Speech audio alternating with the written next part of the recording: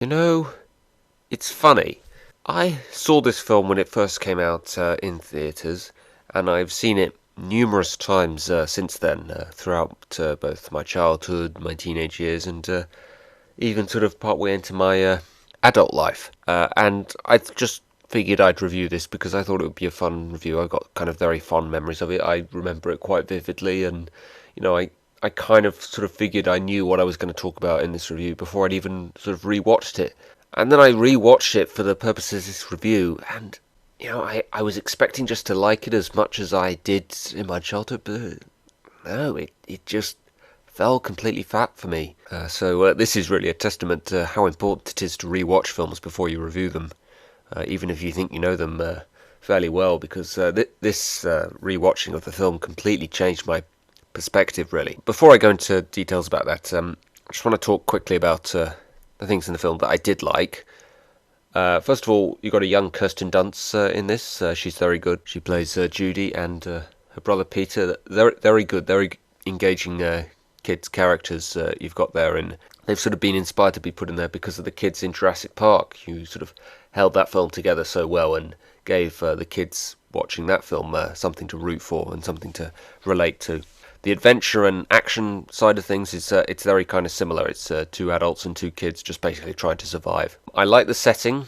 I think it's quite a creative idea for a sort of action adventure film. It's basically just a suburban area of a town, and it just takes place on the morning and afternoon when the kids were supposed to be at school. It's a very sort of contained kind of action adventure that happens in the kind of place where you wouldn't expect that kind of adventure to happen, while playing a board game as well. So it's very creative in that sense. Robin Williams is as good as ever. But I actually think I actually have more of a problem with the casting of Robin Williams.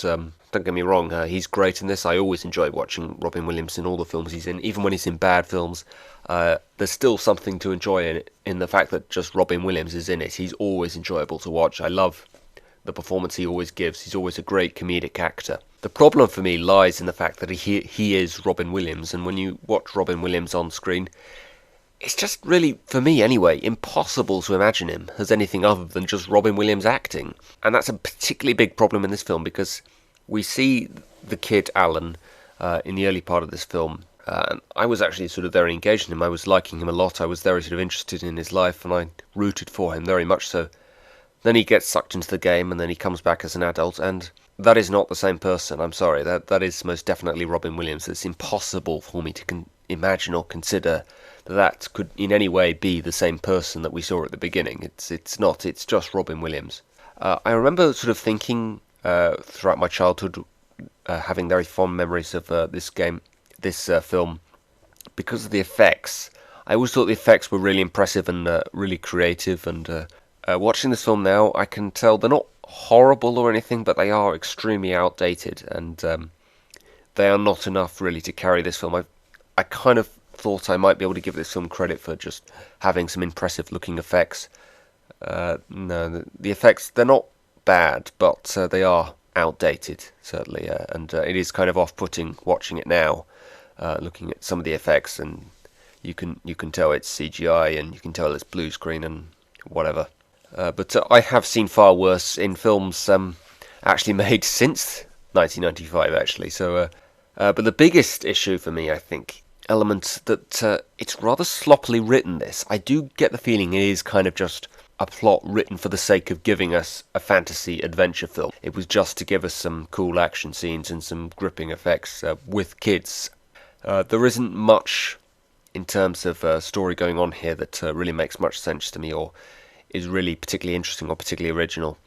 First of all, you have this prologue scene where you see these two guys in like the 19th century at some point just burying the game. The scene seems to serve absolutely no purpose. We're not told why they have the game, where they got the game from, what experiences they've had with the game. Then we're not even told what it is that we're burying, which I suppose is maybe the idea. It adds to a little bit of the mystery. What is that? It doesn't even sort of tantalize us with anything. It's just them burying something. It doesn't tell us anything we need to know, or anything really that we'd be particularly interested in knowing, to be honest. Then we meet Alan as a kid, and like I said, he's a very sort of interesting and engaging kid. There's a couple of ways in which they establish the fact that he's a bit of a coward. One of which I liked, the other I didn't. The one I didn't like was that he gets beaten up by some bullies. It doesn't make much sense to me that we would think of him as a coward from that, because he's heavily outnumbered and there's really nothing he can do to stop them from beating him up. And on top of that, it's pretty cliched, really, a kid being abused by bullies. But then we get another much more interesting scene of establishing that Alan's a bit of a coward, in that he causes a little bit of an accident at his dad's shoe factory by accidentally putting a shoe on a conveyor belt, which causes the machine to jam. And his dad's going around asking the workers, who's responsible for this? And this guy, who I guess he was quite good friends with, owns up to it, and Alan just watches on and doesn't have the courage to own up to the fact that it was him. And he ends up getting him fired. So that was quite a good way of establishing that Alan was a coward. I don't think we really needed the bullies, to be honest. But as it turns out, the guy that gets fired, we see him sort of 26 years later in what is, I suppose, meant to be the present day, really. It was 95, the year this film was made, anyway. And we see that he's actually done all right for himself. He's a policeman, so in the long run, there were no real sort of dire consequences to Alan getting that guy fired. So, again, doesn't really go anywhere, that plot point, which is really sort of a theme for this film. There's a lot of plot points that sort of don't really seem to serve much purpose or don't really go anywhere. Peter and Judy's parents are dead. They were killed in a car crash just sort of recently when we've met them. We never meet their parents. We never sort of learn what kind of parents they were, other than the fact that they were away a lot. What purpose does that serve? It's not really of any kind of significance. We never really get the opportunity to get to know, what Peter and Judy really think of the fact that their parents are dead and how they feel about how they're going to adjust to life now that their parents are dead. They just are now living with their aunt. Alan, as a kid, also has a bit of a feud with his father. That's also a bit rushed, really. I guess the writers wanted to get to the present-day stuff as quickly as possible, really, but the scene where he sort of creates this rift between him and his father, very kind of rushed. He just sort of suddenly falls out with him and suddenly decides he's never going to talk to him again, just because his father suggests he goes to this school. Again, kind of forced and kind of rushed, I felt. I also don't quite understand why Alan gets sucked into the game. I can only think maybe it was because there weren't enough players. There was only 2 of them and there had to be 4 or something. The basic sort of way that the game gets you to gain curiosity is by making this sort of drumming sound that apparently only kids can hear or something. Again, don't quite understand that. Don't quite know why it would do that, or what purpose that has. Peter and Judy, who also, I guess, are supposed to have this rift with their aunt. Again, no real purpose to that plot point. It just is sort of there. Doesn't really go anywhere. In fact, the aunt basically disappears from the plot entirely, sort of 2/3 of the way through the film. So Peter and Judy, they play the game. Alan comes out of the game. And I guess the idea maybe with casting Robin Williams in this role is the fact that he was sucked into the game as a kid. He missed out on 26 years of his life while he was in the game, and now he comes out as an adult. But since, he was a kid when he got sucked in, he's not had any experience of the real world since he was a kid. So effectively, he's basically still a kid in many respects. So perhaps that was the logic behind casting Robin Williams in this role. He's sort of acting like a kid, maybe. But you don't really see Alan act like a kid very much in this film, so that was maybe the thinking, but it's not actually something that ended up being required in the role. You don't really see him act like a kid very much in the film. And so once they basically start playing the game, it's really sort of wash, rinse and repeat for the rest of the film, or for the main part of the film. It's just they roll the dice, something horrible happens, they just basically try to survive it and then take another turn once it's over. It is an engaging and enjoyable part of the film. It is by far the best part of the film, but what it really boils down to is it is just kind of dumb action and dumb effects and just a few sort of cool little fantasy elements.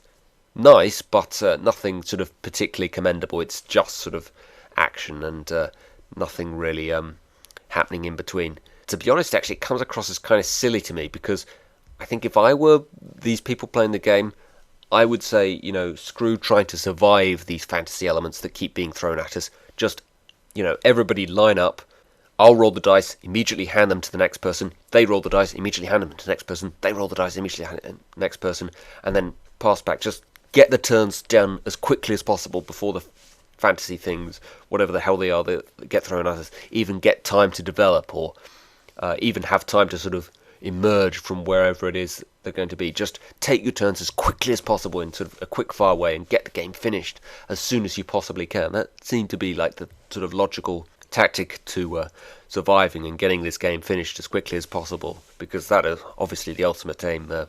That's also kind of maybe a slight flaw with this film. It is just a case of survival. It's kind of like War of the Worlds in a sense. It's not really about achieving any kind of ultimate goal. It's just this kind of adventure that they've not asked for. They've just been thrown into and are just trying to survive it, basically. So eventually they get the game finished, and Alan and Sarah get sent back to 1969 and their kids again, which for Alan, I imagine, is fantastic. You know, he's been in the game for the last 26 years of his life. You know, he's basically missed out on 26 years of his life while he has been in the game. But now he gets the chance to live this part of his life that he's missed out on. So that's great for him. For Sarah, it's got to be a bit weird and probably a bit depressing as well, I think, because she obviously probably can now live a better life now because she has Alan back. The two of them, you know, are quite good friends. Well, they already were good friends, actually, before they even played the game, but they are now even closer. You know, you can kind of guess they're going to be lovers. But she will have lived the last 26 years of her life being haunted by this experience of the game, but for the most part, you imagine she would have led a relatively normal life for the last 26 years, and now she's got to relive her life. That's got to be a bit of a pain, I imagine. But I don't know, maybe she made mistakes in her life that she can now put right. Again, the film does not take the opportunity here to explore this idea. It would have been kind of interesting. So there's then this sort of epilogue sequence, which again takes place in the present day, which for some reason takes place at Christmas. I guess maybe that was an excuse to have this film released around Christmas time, which it was, by the way. We are told basically a bunch of stuff that we could probably have guessed. Alan and Sarah got married.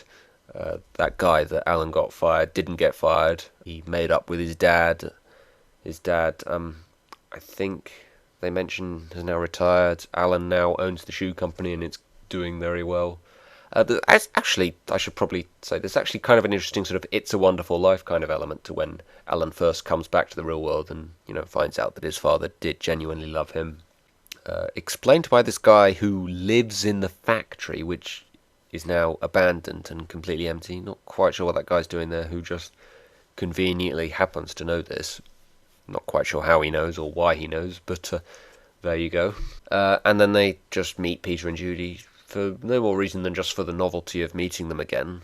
Obviously they don't remember the adventure because it was on a sort of separate timeline, I suppose you could say. And they just sort of are nice to them, I suppose. Again, doesn't really lead to anything. It just is an excuse to see them again, I suppose. I suppose maybe the ultimate sort of resolution to this epilogue scene is that they convince Peter and Judy's parents not to go on the trip that would end up killing them. Which also brings up the point of how do Alan and Sarah know the circumstances that Peter and Judy's parents were killed in?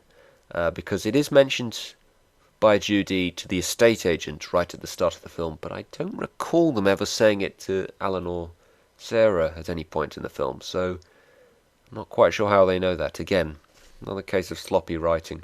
But yeah, there's really nothing sort of particularly interesting about the sort of core plot to this film. It is just sort of there really just for the sake of giving us some nice effects, a nice little sort of basic fantasy element. And this isn't a god-awful film or anything. There's definitely enough engaging about the sort of middle portion of this film where they're surviving the elements that the board game is throwing at them. You do care about the four players in the game, sort of enough to continue watching, I think. But outside of the adventure element of this film, there's nothing really sort of worthwhile about the plot, really.